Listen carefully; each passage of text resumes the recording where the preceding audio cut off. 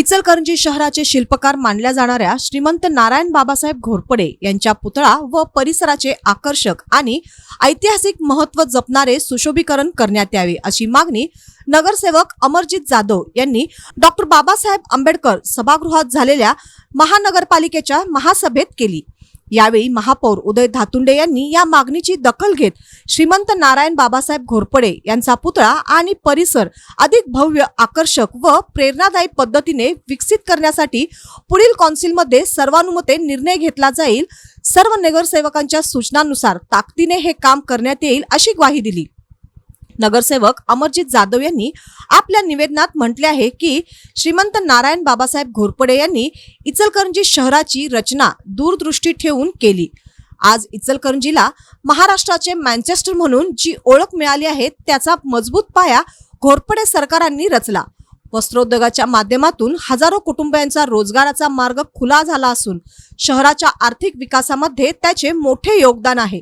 नवीन तरुण पिढी आणि भविष्यातील नागरिकांना शहराच्या इतिहासाची जाणीव व्हावी, घोरपडे सरकारांचे कार्य समजावे आणि शहराच्या जडणघडणीतील त्यांचे योगदान कायम स्मरणात राहावे यासाठी पुतळा आणि परिसराचे दर्जेदार सुशोभीकरण करणे आवश्यक आहे, असेही त्यांनी सभागृहात नमूद केले।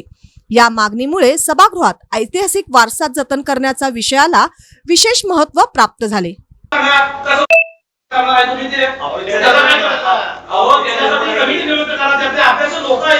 हे पुस्तक आपल्याला तीनशे प्रति आयुक्त मॅडम आपल्याकडे दिलेलं आहे। आपल्या दप्तरी तपासून घ्या।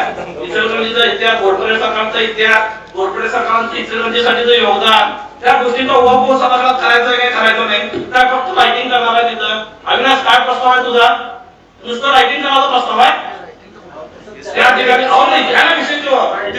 यासाठी सभागृहामध्ये समिती करा थोडं साहेब, जी लोक आहेत इचलकरंजीचा इतिहास जाणणारी, घोरपडे सरकारचा इतिहास जाणणारा। नाही, आता सुशोभीकरण आपण करायचं आहे, त्यामध्ये तुम्हाला विश्वासात घेऊन ज्या काय गोष्टी कराव्या लागतात त्या सगळ्या गोष्टी करूया, चांगलं करूया आपण। महापौर साहेब, या इचलकरंजीचा इतिहास त्यांनी केला, या इचलकरंजी शहराची यंत्रमागाची मुहूर्तमेढ त्यांनी रवली। आज आपण पाण्याच्या प्रश्नाला एवढं गांभीर्याने घेतो, एवढं आपल्याला अडचण आहे।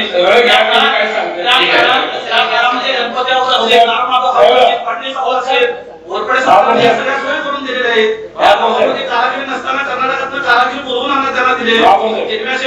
ठीक आहे, एक काम करूया साहेब, त्याचं डिटेल प्रोजेक्ट सगळं तयार करूया, सभागृहात आणून त्यामध्ये तुम्हाला काय घालता येते ते प्रकारे आपण पुढे घालूया। नाही, मी साहेब जाधव साहेब माझं ऐकून घ्या, मी काय म्हणतो ऐकून घ्या। नाही, तुम्ही माझं ऐकून घ्या, मी काय म्हणतो, आपण सगळं डिटेल सगळं प्रोजेक्ट रिपोर्ट सगळं तयार करूया, सभागृहापुढे ते आणतो आणि तुम्हाला ज्या काय परत आणि परत सूचना मांडायच्या त्या सगळ्या मांडा, आपण ते सगळ्या करूया। ठीक आहे, पुढचा विषय साहेब, मला वाटतं तुमचं समाधान झाले। तुम्ही सगळे